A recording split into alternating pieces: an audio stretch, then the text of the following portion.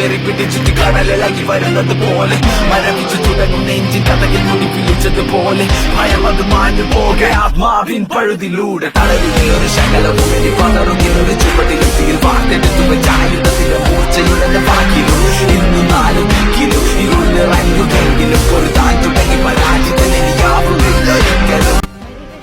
ആത്മാർത്ഥമായിട്ട് ആഗ്രഹിച്ച എല്ലാ കാര്യവും നടക്കും.